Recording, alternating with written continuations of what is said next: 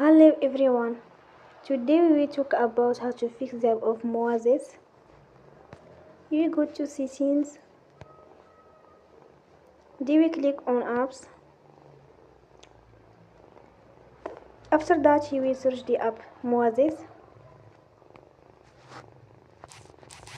and you will click. Then you will on for stop. After that you will go to storage.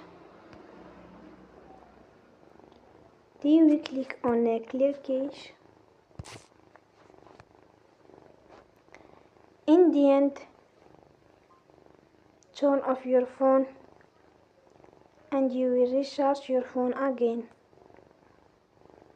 Don't forget to support us by like and subscribe. See you next time and thank you for watching.